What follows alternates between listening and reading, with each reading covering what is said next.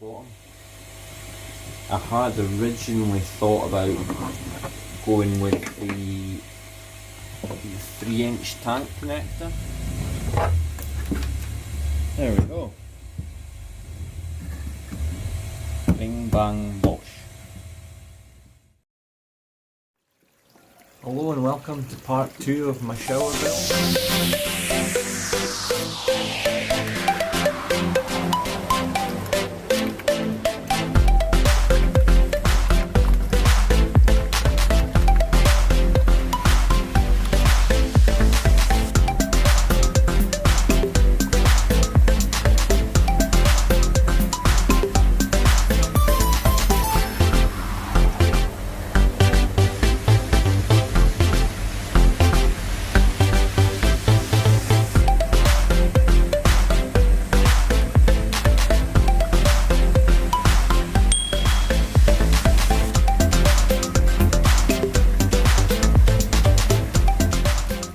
Welcome to part 2 of my shower build. In this episode I'm going to be fitting my exit holes and bulkheads to the bottom box in the shower, and hopefully get it up and running. If not in this part, I'll do a third part, see how it goes anyway. So if you'd like to see more videos like this, please hit that subscribe and give me the thumbs up. Gives me a bit more encouragement to do more videos for you guys.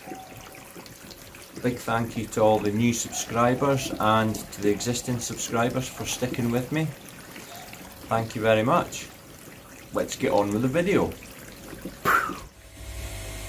So this is what I'm going to go with. I'm going to go with 3.5" bulkhead tank connectors. Just going to go for 3 along the bottom. I had originally thought about going with the 3-inch tank connector, but then of course the only problem you've got there is you've got a good almost 2 inches before the bottom of the container,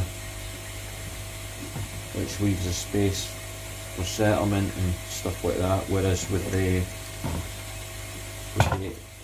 having 3.5" you can get much closer to the bottom, so as little as possible dirt stops in the bottom and cause bacterial issues. We'll give that a try and see how it goes.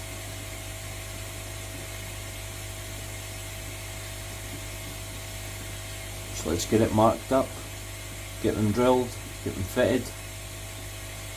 Let's crack on.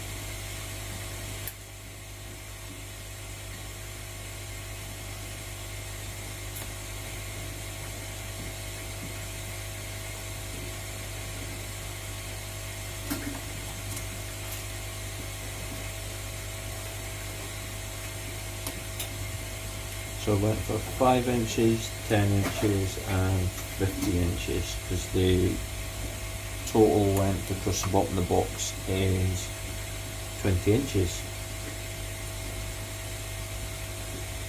5, 10 and 15. Could have went to 4, I've got 4-tank connector, but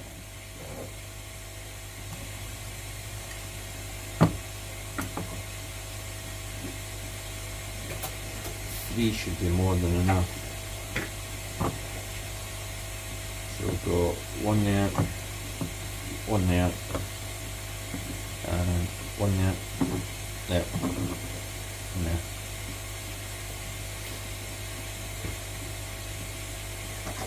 Back on.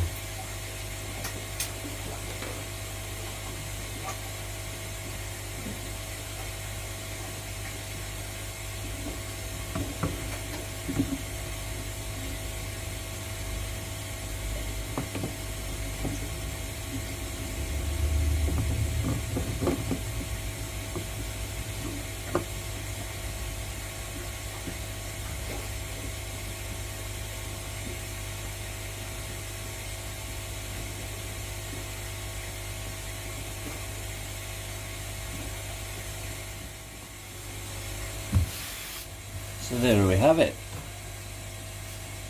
3 holes drilled.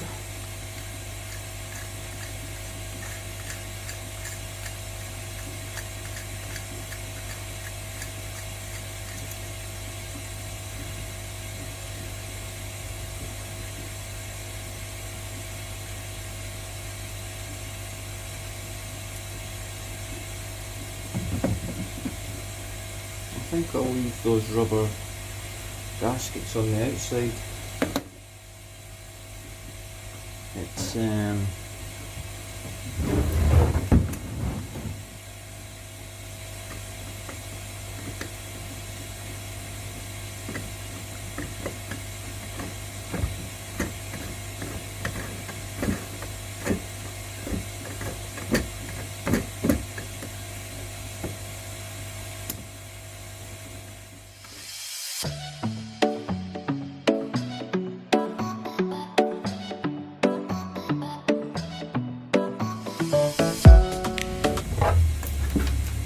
there we go. Bing bang bosh. Now, I